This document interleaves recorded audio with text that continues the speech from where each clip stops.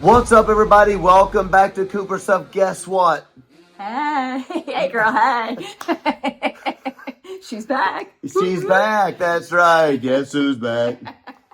Korey's back. We're back here. We got Cooper's stuff. Hey, See what I did there? It's plural. We Singular. are going to have a fun time today. We're in Paris. We're going to be talking about America's social crisis.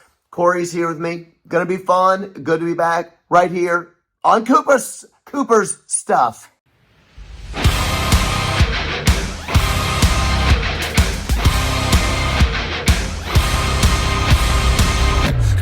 stuff.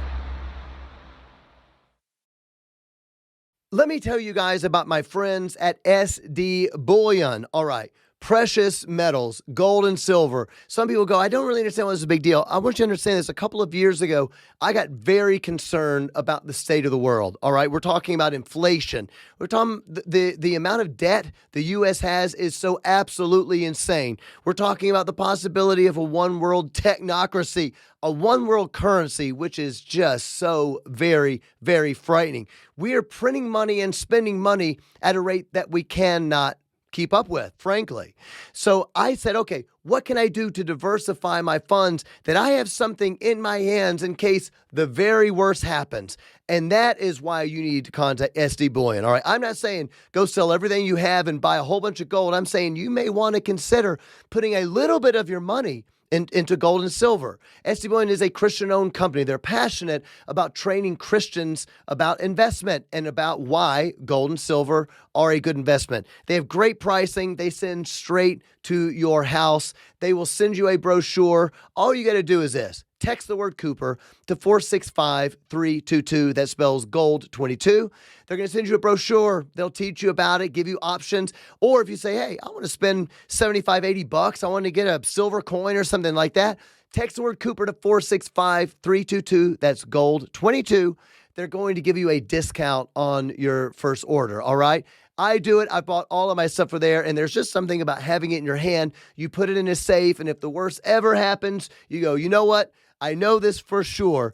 This is a scarce resource, right? We're not printing gold. You can't make more gold, can't make more silver. There's a limited supply, which means it's going to hold its value. So if that interests you, do yourself a favor.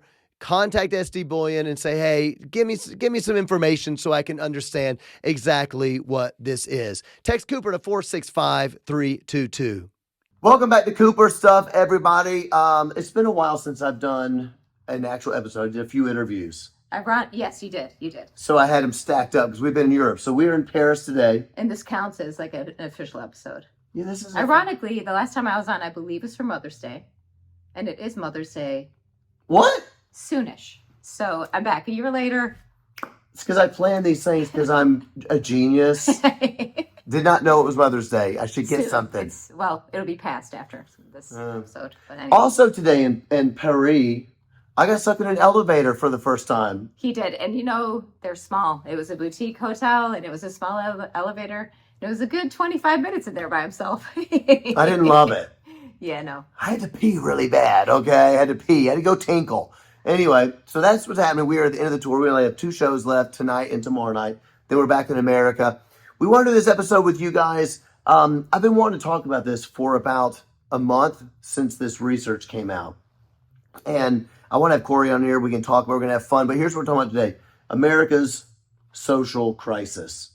There's a lot to talk about. Now, people watching, by the way, since we've been in Europe, I texted a few friends of mine. I was like, I'm glad I'm not in America right now because every day there's like a brand new just explosion of culture war. I mean, it's kind of insane. To be honest, it's been kind of nice being away from it for a few weeks, but let's just say a few things.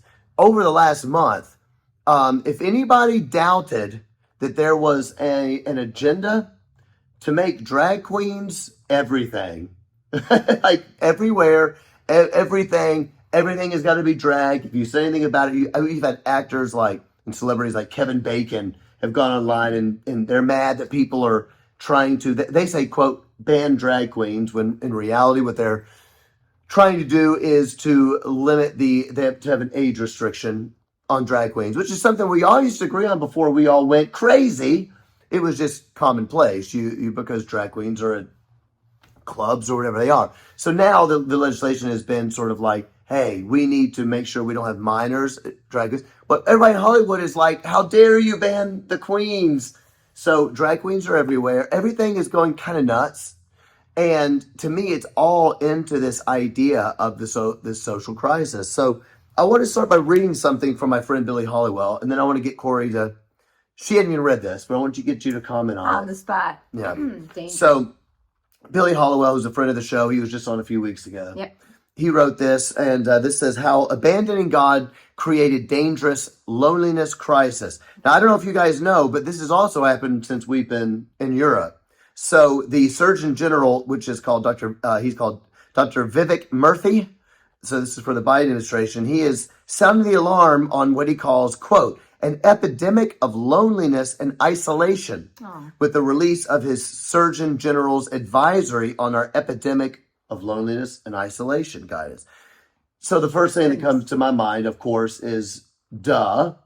It's just so sad. It is sad. This has been building up for several years. There were some people, can you think of any, that were saying that lockdowns were going to lead to a loneliness suicide crisis? Yeah. Can you think of any podcasts that were like that? Cooper stuff! You know what I'm saying? Yeah. And we were called mean. We were called authoritarian. We were called worse names like somehow even racist came in there. I'm not sure. It always does somehow. It always does. Anyway. So anyway, I want to read a little bit of this, get you to comment. This is Billie Hollywell. After years of calling for, and at moments of demanding, social isolation and distancing, the federal government is now sounding the alarm and on a ubiquitous loneliness crisis. This predicament was in full bloom well before COVID-19, with the pandemic putting the perils of human separation on steroids. Suddenly, older people died alone in nursing homes, families steered clear of one another for holidays, and scores of Americans endlessly secluded themselves in their homes to avoid the virus. Regardless of any well-meaning actions, the reality is much of what we've been doing these past few years has further contributed to the disarray, disconnection, and, if the government's own admissions are true, serious health concerns. He says that's why it's particularly fascinating to see the Surgeon General, Dr. Vivek Murthy, sounding the alarm on this epidemic of loneliness isolation with the release of his Surgeon General's advisory. So let's just pause there for a second. Not to be I told you so-ish.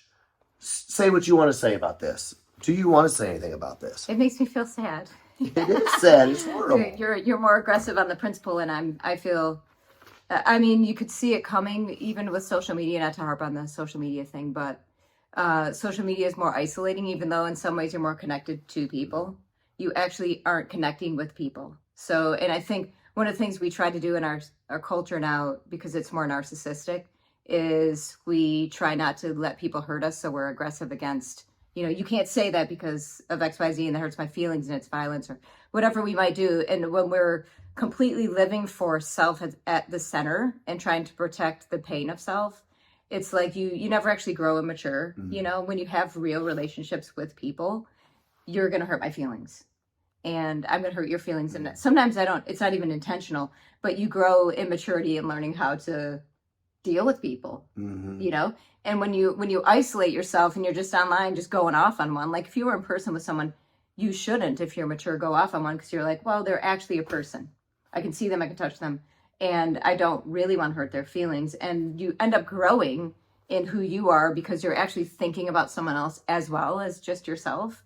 And then enter in COVID with actual total isolation and people losing, like, what is life even mean? Now I'm just scared that we're all going to die because we have no real facts, or we don't know what the facts are. The things we're hearing are we could just die. And I'm losing just all sorts of meaning, and I'm giving way to despair and fear. There's no hope. There's no anything uplifting coming in, nothing to live for besides trying to stay alive. Is that really living? I don't know. And then you're just left with despair, fear, isolation, loneliness. And we're made to be in community. So you're stripping away anything that can give someone's life where they understand who they are. Identity kind of comes also within a group setting. It comes within your family. It comes within the community that you live in. It comes within the country that you are from. There's nesting levels of identity that you find because you find who you are and you try to push the boundaries of that. But we're losing all of that partially because we're so narcissistic, in my opinion, and partially because things are being enforced on us and narratives are being told to us that aren't actual reality. And so we're just losing all sense of who we are and reality. And then we're just lost in some abyss of fear. Yeah, I agree with all of that 100%. And it is funny. So what you're getting on this episode is you're getting, and not to be like all women have to think one way and all men have to think one way, but it's kind of a thing. In general, what you're getting is a woman, in other words, empathetic to a situation. Then you're getting a man that I'm saying on the principle, these people have ruined. They were going to do. They have ruined our lives. The choices that they made, it was obvious what was going to happen.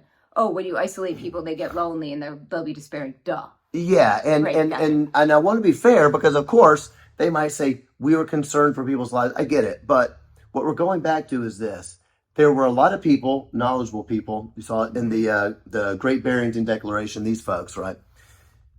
Doctors who were saying we have enough research to know who this is affecting the most, who is really vulnerable to this. Sure. And it's not actually young people. Right. Young people are not typically the ones dying from this. It's very, very small percentage.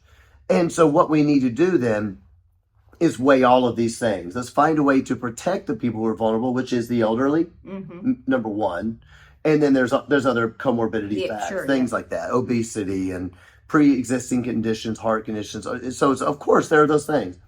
But generally speaking, it's not young people. Right. So let's find a way to protect these people whilst knowing that we can't actually lock young people in houses for a year. Sure. And expect this to end well. Right.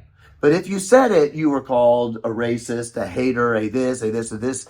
It ended up dividing this thing. Right. And what it should teach us is that the elites guiding us do not have our best interests. They either don't have our best interests at heart, or they severely lack wisdom. Incredible deficiency of wisdom. So let's keep reading this because this is a great article Billy wrote, which you haven't read, but it's going to lead to the other thing I want to ask you. Okay.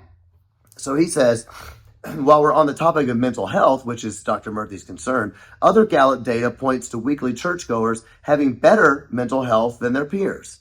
In fact, 44% of weekly congregants reported better emotional well-being than people in other cohorts. Wow. That makes sense. Yep. It should come as no coincidence that our mental health crisis comes at the same time as our collective spiritual decline. Now, this is what I'm going to get at talking about in a little while. And the pronounced problems among Gen Z, the least faithful generation to date, follow suit. So will the follow the science folks take their own advice, or will they ignore a key ingredient to reorienting and rebuilding our nation's health, encouraging and working with faith communities to rebuild what's been lost? Dr. Murthy did mention faith organizations in his list of groups to engage, which I was surprised about. And the report does seem to acknowledge the dire consequences of decreasing faith allegiances. Quote, religious or faith-based groups can be a source for regular social contact, serve as community of support, provide meaning and purpose, create a sense of belonging around shared values and beliefs, and are associated with reduced risk-taking behaviors. As a consequence of this decline in participation, individuals' health may be undermined in different ways. So here's what I want to say about this, just while I go off of one, then you can say whatever you want to say. Again, this is also the frustrating of the same people not willing to listen to the Great Barrington Declaration and people saying, let's find a way to keep the most vulnerable safe, but to open up society for young people and for people that are healthy so that we can still live life together. Right. Because we have other needs besides the fear of COVID. We have spiritual needs, psychological needs. We have human social Educational needs. Yeah, educational, of course. And not to mention economics, which does actually matter. Yep. Not only did they do that, they forced churches to close. Right. Whilst allowing other things to be open, as we know, most famously in California, strip clubs, abortion clinics, marijuana dispensaries, places, say liquor stores. Right. So they are clamping down on the very things we know can help people and opening up things that we know are doing things that we know are going to hurt people. And then now they're like, we got this big crisis where this is going to lead into what I want to say, but this infuriates me. And it should show Christians that we are not being bad Christians. We are not being bad Jesus followers when we say to the state, you cannot shut churches down. Right. It is not your role. You don't have the authority under God to do that in the first place. Sure. You don't have the authority to say when and where the church is allowed to worship God. But not only that, it is for the betterment of all society that churches stay open. Whether you're religious or not, this is actually a good thing. Speak. Well, I think what we have to realize is the playing field is not neutral. So as Jason Whitlock would say, there is a spiritual battle going on here as well, right? So there's that. I think I know what Whitlock would say. Satanic. All of this to me is just satanic. And also, I mean, this goes to, I suppose, a philosophy of if you believe human nature is good or human nature is flawed, right? So, and spoiler alert, what do you believe? Well, if you are a biblically oriented person, you believe that we have original sin. People of course. People are flawed, and where power is at play and money, the more power someone has, typically the more power they want. So all of those factors are in play, I think, and there's not like a lot of concern for, well, the individual or groupings, there's concern for other things, and maybe that's a cynical way to view it, but I think no, I don't think so. I think there's biblical precedent for this, and I think we have to realize that there is no neutral ground. Maybe we thought there was, maybe when we could worship as we wanted to, and everybody seemed like good people, and we all sort of agreed on what was good and what was evil. We don't really even have that common ground anymore. And even within the church, there are varying levels of what is virtuous and what isn't. And I think those lines are becoming more and more blurred. And I think, the things that are on the rise are things that are offering people identity. And I don't think that they're good identities. And I don't think that they're going to lead to good places. But people need community, and people are finding community in essentially evil things that will result in their own destruction, right? That's true. Even if they're feeling the sense of community, like we're all about this thing and we fight for this, and we're all about this thing and this is my identity, and who are you to say it's not me, and we're fighting together against a common enemy, which is a way to unify people. But if it's ultimately not a good thing and it's not a meaningful thing, then it results in destruction. That is a great point. People are going to find something to live for. Yep. You're going to find something to fill up a void for meaning and drive and purpose. And if we don't give a positive vision for that meaning, people are going to fill it with something nasty. Yeah, and they won't know it's nasty. A lot of people don't know it's nasty, but they're like, okay, we have the breakdown of the family unit, so we, you part of where you find your initial identity is with your mother and your father. You have the nurturing, and you have identity coming in from the dad, and you have the steering of a child's life. You can see their giftings and what they're good at, what they're bad at, and you come in and you sort of come alongside and you do your thing. You give them boundaries and you push them and you pull them, and you do, you raise your kids, right? But even that now can be seen as you're controlling me, you're this. Oh, okay, so we don't want any kind of boundaries. We don't want any kind of discipline. We don't want any kind of hierarchies, because all structure is evil. Is that what we're saying, right? Because we can't be free because you're giving me structure. No, actually, you find your identity within these structures that sort of nest on top of each other, and then you can learn who you are because you do push boundaries. You're like, is that all that I am? Do I push? So, but we don't necessarily have strong families anymore, and we don't necessarily have. Okay, so you're raised in sort of a church structure, so you have a community that has values, and they're common values, even if I'm not decided to become a Christian, but I'm raised at, you sort of learn where you can push, and you learn more about who you are, what you're good at within these communities of, structure that we just want to blow apart structure because it's just controlling and it's not freedom for me anymore. I'm like, this is just the ultimate narcissism. It's sort of like blowing something up without trying to build something new. It just becomes Chaos. and people are just absolutely emptied out of all meaning and purpose, And you know what I want to say about this is I want to encourage people in this. There was this, since 2020, there has been a feeling, there's been a sentiment in a lot of the Christian platforms. I tend to think of them as being more woke and whatnot, and progressive, liberal, but even just what I would call, even some of them are more orthodox, but they are just led by empathy. Sure. And so their whole thing was saying, Christians, stop talking about making a big deal about the COVID stuff.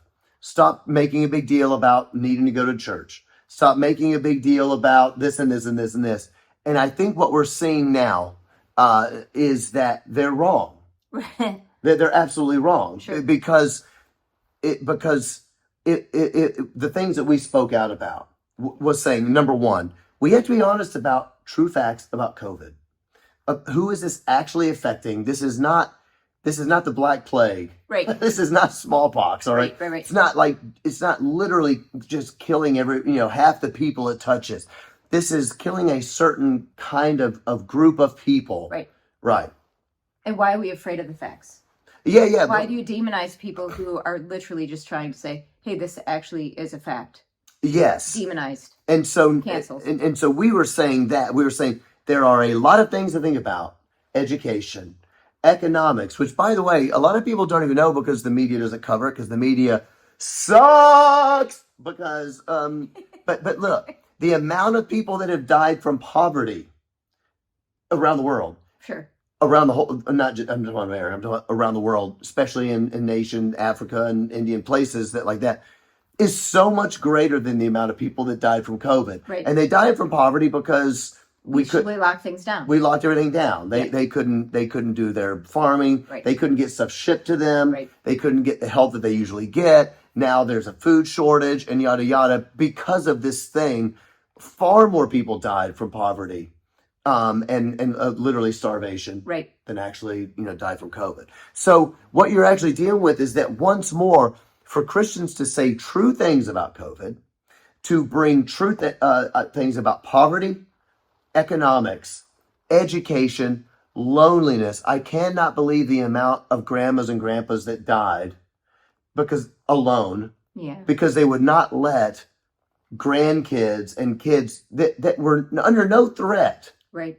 So you know what I mean? So your grandkid goes in to say bye to grandma who's dying from COVID. Right. The kid's 8 years old. There's almost incredibly small chance anything's going to happen. They can put him in 95 or whatever and go on. Even have some sort of, space. Fine. Don't get too close. Can you go in and say bye? No, you can't. That is the level of threat this is under. So I personally think what happened was people found their meaning in fight and becoming authoritarian against COVID. Do you know what I'm saying? Sure. So part of that meaning is I'm joining the side. You wear a triple mask, you do this, whatever, and they have absolutely destroyed society, and they're destroying young people. Right. I mean, fear is a terrible driver of meaning. Mm-hmm. Right. So like ultimately, if it, regardless if it's, ends up being tyranny, if people think they're being righteous by that kind of behavior. I mean, you can taste the fruits of it because when you experience it, you're like, I mean, you're acting as if you feel, or you're being loving because you're like saving lives and like, you're killing people if you, whatever. And it's so one dimensional, right? Mm-hmm. It's like, you're not taking in anything else into account. I mean, maybe the 95-year-old would rather die with her family earlier. Oh, absolutely. Than be protected and eventually die of COVID. It's kind of like, it's so just one dimensional in its tyranny. And I think fear as the driver of your heart is literally never going to give you meaning, and no matter how far down the road you can get to try to control whatever it is that you're afraid of, you'll never be free of the tyranny of fear. Yeah, I think that's right. Well, this kind of leads into what I want to read. This came out about 6 weeks ago, and I was dying to do a podcast on it. So this is I'm just reading this from the New York Post. They're not the one that came out with the research. I'm just happen to be reading it there. Traditional values like patriotism, religion, and community have plunged dramatically among Americans. This poll. Did you guys see this? I don't know if you guys heard this. Maybe you saw it on someone else's podcast. Maybe you saw it covered in the news.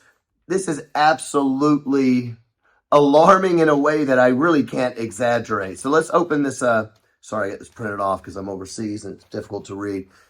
Let's see this. All right.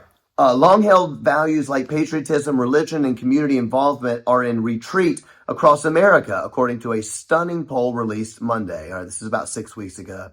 The Wall Street Journal survey found that just 38% of Americans say patriotism is very important to them, down from 70% who said the same in 1998. Yes. Now, what we're going to get at is they do this in three things. They have a 1998 poll, just so you know, because I don't know if you've read it. Nope. They have a 2019 poll, Okay. and now a 2023 poll. So what I found really shocking is how much has changed actually since 2019, and we're going to get to that in a second. That's when the dramatics hit.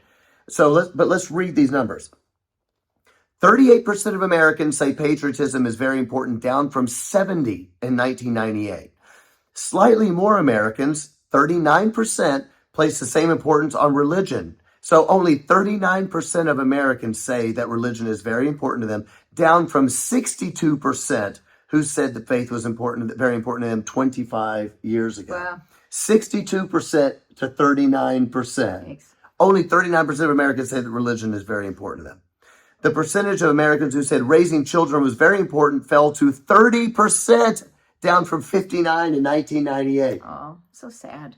So we only have 30% of Americans that say that raising kids is very important. Wow. Now I know this is starting to sound like we're super old people here going, what's wrong with culture? I want to raise kids. You should listen to super old people. You should. Because they've lived through it all, man. It's a pretty big deal Yeah. because things, I don't know if you know this, but like having kids matters for the human race to keep existing. Yeah, outside of its transcendental meaning.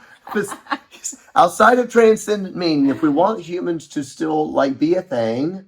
And a country to still be a thing. Hello. Ah. So let's keep reading a couple of percentages, then we're going to talk about this. So here we go. Meanwhile, the share of Americans who valued involvement in their community as very important fell to 27%, down from a high of 62% in 2019, the last time the question was polled. One virtue long associated with liberals, a belief in tolerance for others, let me get this right, is now deemed very important by 58 Americans, down from 80% 40 years ago. So, Okay. so Tolerance as a virtue. Yeah, sorry, I think, did I just say? 58%. Yeah, so this is only 4 years ago. 4 years ago, 80% of Americans agreed that tolerance is very important. Now it's 58. That's in 4 years, you guys. I mean, you got to read the writing on the wall there. What is that going to mean? This is insane to me. Yeah. By contrast, the only value that has grown in work to Americans is money, with 43% calling it very important compared to 31% who said it in 1998. Now, I want to read a few other things and then we're going to talk about this. But this is super interesting. No, I won't read that part yet. I'll get to that. Okay. So you haven't actually read, I know I've mentioned it to you, but this is crazy. It's, yeah. Actually, hold on one second. It says percentage are very important. Well, I don't have that on this sheet. I was going to basically say some of these things are really drastic from 2019 to 2023. Right, so a quick change. In other words, very fast, you're talking about huge graphic changes in a short period of time. Now, the thing I want to mention is that whether you're a Christian, not a Christian, Republican, Democrat, whatever you are, Sure. the social fabric is in that's massive disarray. Right. Within a 3 and 4 year period to have swings from 10, 20, 30, 40% change within a 4 year period of time on what people deem very important. What we are witnessing Yeah. is a revolution against a way of life Yep. that people had always understood. Sure. So, you're going from, what was it, 60% think religion's important down to 38% or something like that. That is a huge shift in 30 years. But a lot of it's happened now. So, what do you think about this? It's kind of freaky. I mean, clearly we're in trouble, but nobody, I don't know if people would read it that way. I mean, some people would that have eyes to see, but I mean, when you have the barrage of, talking points and narratives without good education, without people understanding, part of identity is even knowing history, right? So, I mean, even just having to think about how you would run a country, let's just say, just say there's no country and there's land there, and how are you gonna run this? How are people gonna live together in a way that can be peaceful and be successful as a little community? Even we don't think that way anymore because we're very small. We're just narcissistic in our thinking, and we're small-minded, and we're not as educated, and so we demonize things. It's almost like you're burning your own house down without knowing it, under the guise of like freedom and doing the right thing. Like you've got to think all of these things through. And if you can get people isolated to where they feel lonely, they've lost any sense of common identity with each other, even though we live in communities, they've lost any sense of where they came from, or, like back in the Roman days when you could finally be allowed to be a citizen, and that actually came with responsibilities, like, I don't know. There are consequences for the things you decide in your actions. It's unnerving, and it's even more unnerving as I assume this trend would be equally the same within churches, right? Where church people should understand how these things play out, like having children. I mean, me and you were in an interview once, and we were asked by a Christian interviewer, a lot of the person's viewers were scared to have kids. And I think when you have a constant barrage of like, whether it be it's bad to have kids for the environment, or it's bad to have kids because it's selfish, or, or if you're a woman, you want freedom and you want your real identity, you should work a job and not have, it's almost like having kids is so demonized for one, but the message of the church should be able to alleviate some of these. But I feel like even the negative messages of all of these things are coming into the church as well. Absolutely. So where the voice should be like, hey, this isn't something that's evil. We don't have to get on board with this message. These are things that can be good. Patriotism isn't necessarily bad. If it's your ultimate God and your identity, then it's bad. But you actually live in a country. Do you want the country just to fall apart? Do you know what I mean? Like, are there common values that you're like, yeah, I believe in this because whatever, like we're in France today, they probably have some common values that they're like, yay, we're French. I don't know. Is that a bad thing? Well, it's being viewed as bad now, right? But I think you're hitting it. I mean, I think that there's so much to unpack about this. We talk for hours about it, but I think that the things we're seeing is that if you don't have any common values in a country, then you are going to fall apart. And what's happening right now is a revolution against not just America, but Western civilization at large. Sure. Christianity is what is underneath that. Yep. So now we are living in a country that cannot agree on any common values. You've got Kevin Bacon chastising people who don't think that little kids should be able to go to drag queen performances. Right. So, and you've got the celebrity culture. You've got big media. You've got all of them pushing. You're a bad person if you will disallow little Johnny to change his pretty much anything. His sex if you disallow become little Sally. Right. So they're saying you're evil if you do that. Right. But the heritage of America was very different. Sure. So what you're really witnessing now is a revolution against the social order. Right. Yes.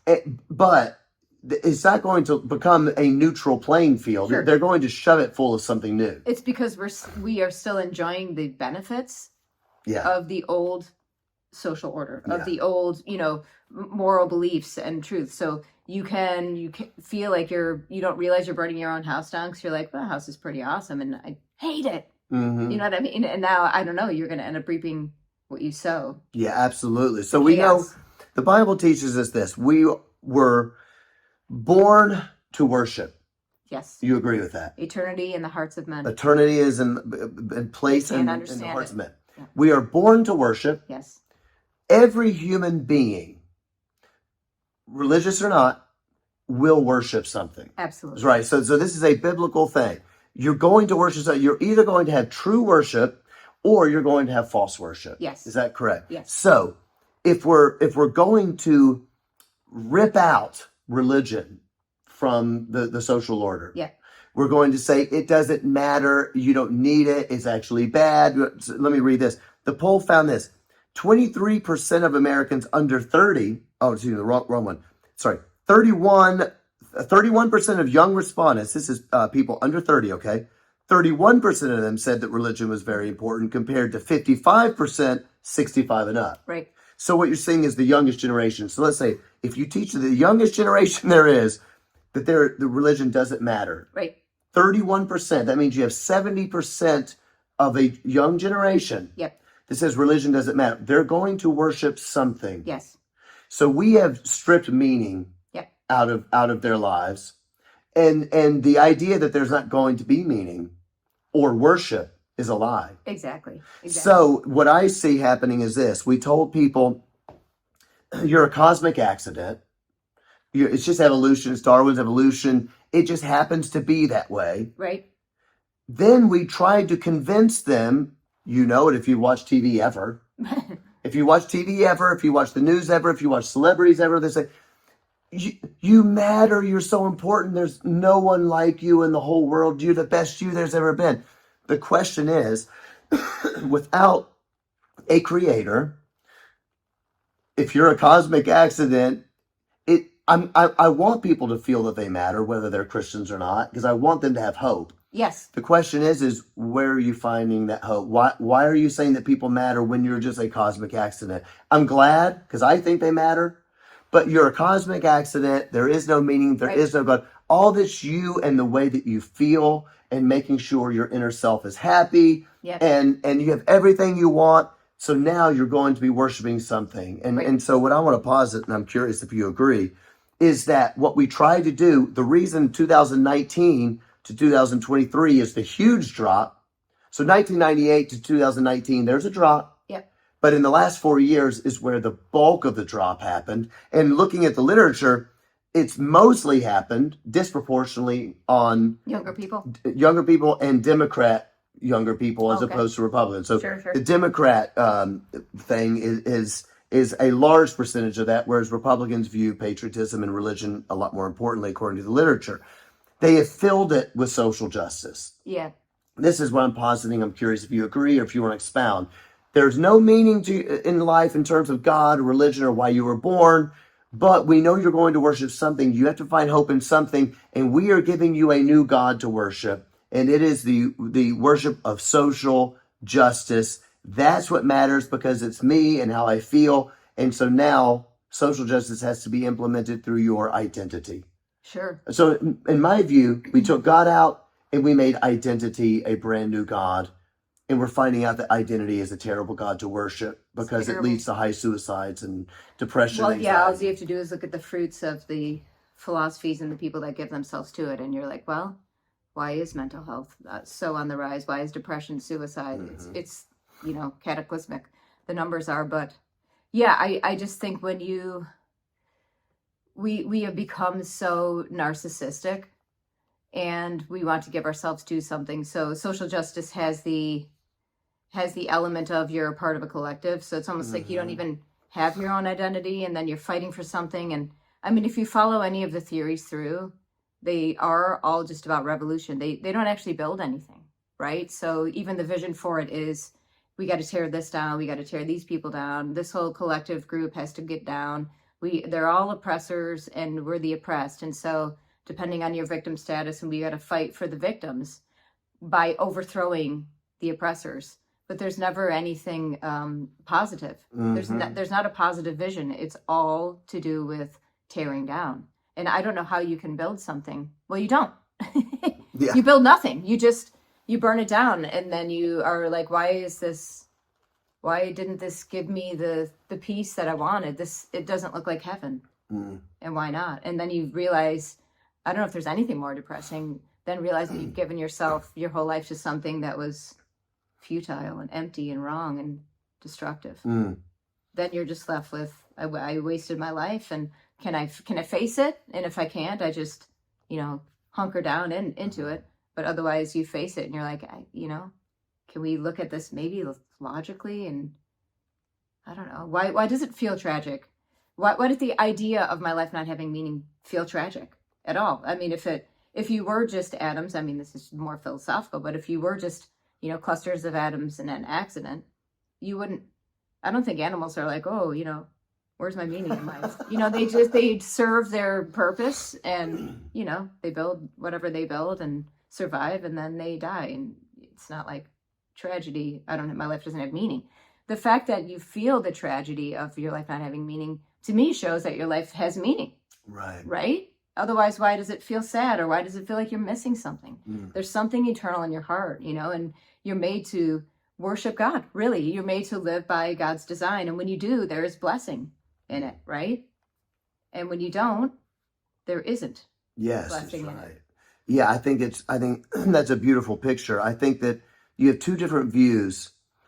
One view is you were created with purpose by a designer that chose your eye color and your hair color and the way your voice sounds and how tall you are. And he chose this.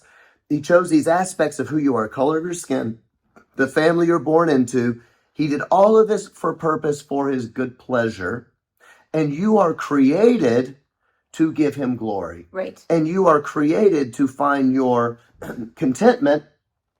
And you will find that you have the most joy when you are actually worshiping your creator. Right. Now, the tragedy is that we don't know that. So we think we find our most joy through sex or pleasure or selfishness or money or whatever, particular vice you have, right? Sure. That's what we think makes us happy.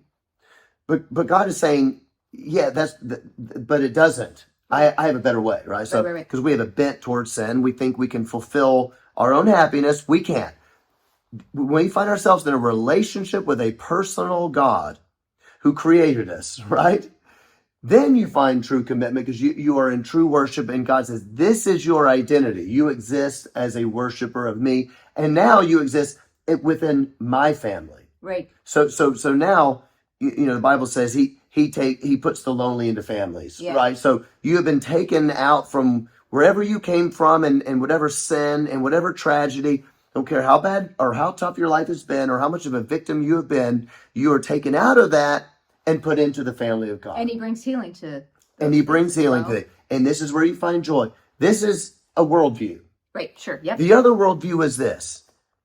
You are a cosmic accident, but isn't it amazing you're here because you're special and beautiful the way you are? And the most important thing about you is your identity. It's your color of your skin.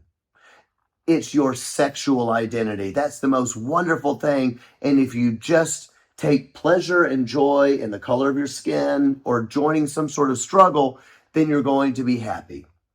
Those are the two worldviews, right? Yeah. And it is such an ugly, empty worldview. And I posit today Yes. that one of the reasons that 2019, 2020 supercharged social justice, right? Supercharged wokeness. All that wokeness is political correctness culture on steroids. So it breaks you into an identity group. It promises you fulfillment. Yeah. You join that group. You join the cause. We're going towards utopia. We're going to fix the world's problem, equity and inclusion. And 4 years later, what happens? Suicide is up. Depression is up. Anxiety is up. Mental health is up. Crime is up 30% across the nation since 2019. All around the nation. People are just randomly killing folks and stuff, just beating people up, shooting people. School shootings are just gone absolutely mad. The world is going absolutely crazy because we are seeing the fruits of what it looks like to worship falsely. Yes. Meaning, I'm worshiping my identity. Let me just say, can I say one more thing? And Yeah, then please I'll do. let you talk. Oh, no, I want to make sure people understand what I mean when I say worship falsely. Sure, yep. You're People going don't to know what worship. it is. All that worship is this. Worship is what you value supremely. What is it that you value the most supreme thing in the whole world, thing you love the most and you adore it, and it's the one thing you can't live without? That is worship. That is supposed to be aimed at Christ. And when you are in true worship, then you actually find contentment because you are in the flow of a relationship with God. You're in the flow of the kingdom of God. You're in the flow of why you're created. Right. To worship falsely means God is out of that position and anything else is in that.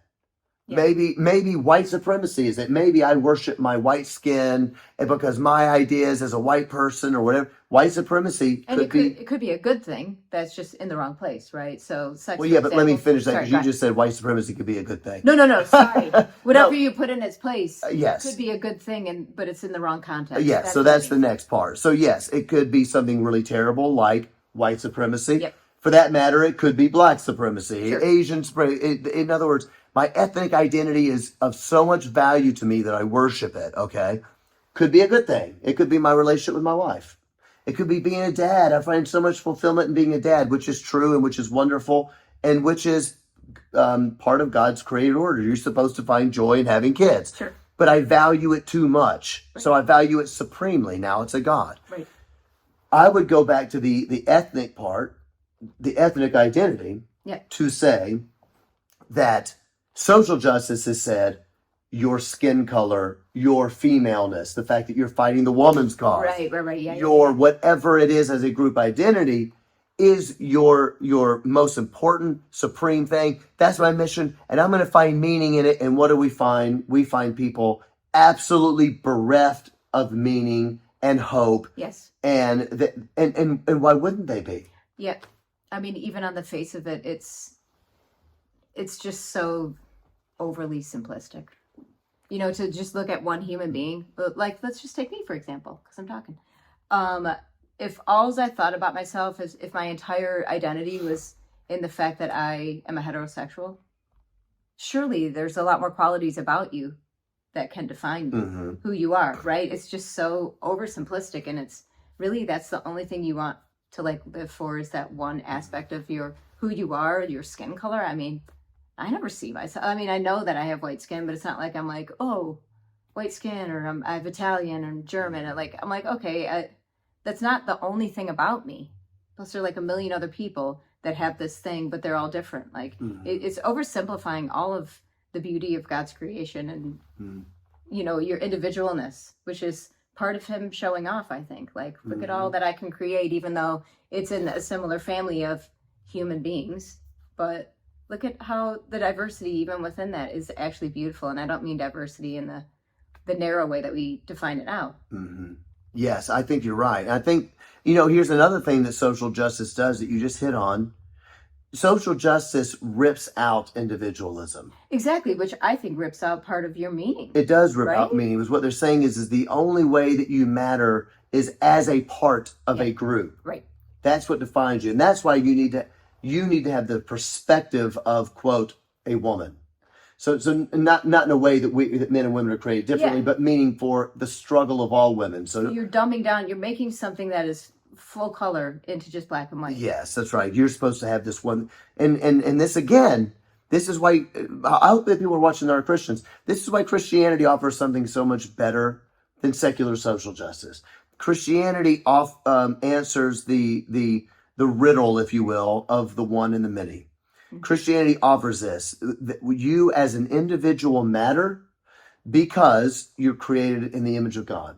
Every individual is created in the image of God. He's a personal God. As I said, he chose your eye color, for crying out loud. He knows everything about, the Bible says that he knows how many hairs are on your head, okay? He knows everything about you. He chose all these things because you matter as an individual and you are uniquely made. The Bible also says in Psalms that I am fearfully and wonderfully made, right? So I matter as an individual, but also I am part of the family of God. Right. And that is supernatural covenant that cannot be changed. The Bible says it in a lot of different ways, right? The Bible says that we, in the church, we are living stones set side by side. So We're a body? Yeah, we're a body of Christ. Each individual is made up of a stone, and we are set stone side by side. We make up in that, then a temple, which is the body of Christ, right? We are the bridegroom of Christ, the Bible says. So Christianity answers this riddle of the one and the many. Yep. Whereas secular social justice says you as an individual don't matter. Erase. Now, all that matters is, yes, you finding your innermost feelings so that you can decide what your identity is. And once you decide what your identity is, I'm a brown person, I'm a brown woman, I'm this. These identities, now you only matter as a representative of the larger group. Right. And it is an ugly way to live. Yeah. And so I guess what I'm positing today with these statistics, we see Christians, we should be aware of these statistics, but we should be alarmed. There's something really insane happening very quickly. Yep. It is the destruction. By the way, I have been writing about this. I got an announcement coming for y'all very soon. Keep your ears open. It is the destruction of the American way of life. Right. But it's not just about America. It's about, this is why patriotism is so far down. Yep. This isn't because people need to be like Team America, rah, rah, ree. This is saying, as you said earlier, are there things that we can kind of agree on that are sort of good, like, equality under the law? No, there are no things we can decide that are good together. Right. Just to mention, critical race theory actually destroys that, because critical race theory says that equality under the law and these things are just an illusion. That's not real anyway. Right. So no, there's nothing to agree on. There is a destruction of Western civilization happening as we speak, and it is not going to leave a neutral ground. Right. It's going to fill it up with something new, which is going to be some sort of secular utopianism. Right. And utopia always leads to dystopia. Right. Speak. Anything you want to say? I would just like to say, if if you are a Christian, there is such an amazing opportunity because there's such a vacuum for people to have any kind of meaning, right? So we believe we have the answers to their questions. We believe that God heals the brokenhearted, that, he has his eye on the broken and the far off and the person that doesn't feel seen. Like we have all of these answers for people, and be careful not to get sucked into the cultural narrative, which would be like, if you're a good Christian, then you really are anti-American. Or if you're a good Christian, then really, it's not the best to have children. You got to kind of look out for yourself, and the mom culture of, oh, I hate that. Just self-care. I mean, honestly, how much more care do you need?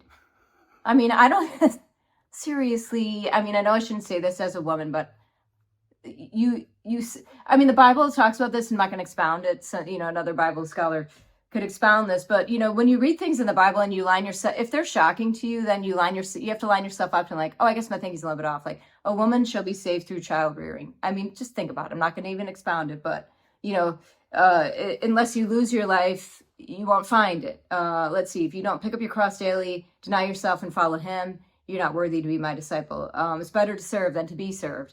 The Son of Man came to serve and to give his life as a ransom for many, not accounting equality with God. There's just the Christian message is give up your life, right? Because you give it into the hands of God, who has a better life for you than you could create for yourself, right? So it's all about, if I trust him, I give him this, and it will be the best, most fulfilling, most adventurous, most meaningful life if I give it to him. But if I am holding on to it, I'm like, I need this, and I need this, and I should have this, and I should have a career, and I should, whatever. The best thing you're going to do is have kids, if you can. And I know there are people who can't, but the best thing you can do is give your life for other people, right? For like, ooh, I see something that could be great in them, and I'm going to give all of my strength to see that can be fulfilled. That is the most fulfilled you'll be, is actually giving your life to other people for their good, unto the Lord. That is the most fulfilled you'll be. You'll end your life and think, yeah, look at all these people that aren't, where they are because I helped a little bit. Mm-hmm. You know what I mean? Absolutely. I think that's a beautiful way to look at it. I think that in closing, I would say something to people that I've said before, echoing kind of what you're saying. You need to take that little part of you that wants to be seen as a good person by the world, because you truly love people and you truly do care for people, and you're just so shocked that they think I'm a bad person because of what I believe. that's going to have to die. And it ain't easy. I want people to know, I struggle with this because I love people. I love getting along. I don't like confrontation. I've never been a person that people have been like, John's kind of mean. He's not a nice person. They've always said about us, not just me, but Skillet, me and you, they just really love people.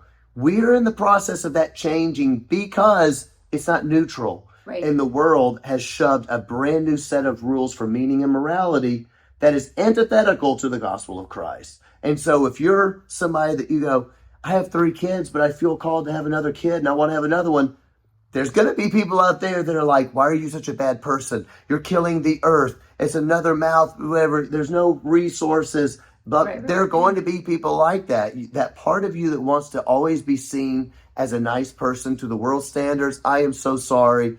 You're going to have to, that's going to have to die. It's the 2020s. This ain't 2000s anymore. It's 2020s and it's about to get real, son. And that has to be also replaced and strengthened by the clarity of the word, right? So you have to know God's ways because we know God's ways are good, right? But when you know God's ways, sometimes they, depending on what culture says is good, they might seem mean, right? But when you're sure that like, no, these are God's ways, it's actually loving to tell that person that sin is going to lead them to destruction. Yes, that's right. If the devil comes, what does he come to do? Kill, steal, and destroy. That is what his ways are going to lead people to, right? So it's actually loving to tell them that. Absolutely. I mean, you got to watch your attitude, you got to watch your tone, but you can't expect accolades for people who love death and they just don't know that they do. That's the tweet of the day. You can't expect accolades for people who love death. And what was the end? I forgot already. I can't remember.